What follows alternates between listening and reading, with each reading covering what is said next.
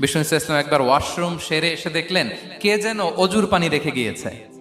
জিজ্ঞেস করলেন কে রেখেছে, বলা হলো আব্দুল্লাহ ইবনে আব্বাস রেখে, ছোট্ট আব্দুল্লাহ। বিষ্ণু ইসলাম খুশি হয়ে গেলেন, হায় রে, সে কিভাবে খেয়াল করলো, আমি এখন ওয়াশরুম থেকে আসলেই তো আমার অজুর পানি লাগবে।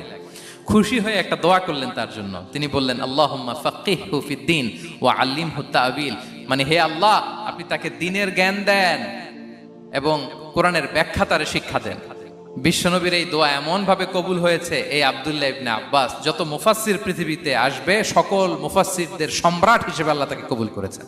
বিশ্বনবীর দোয়া তারা পেয়েছেন।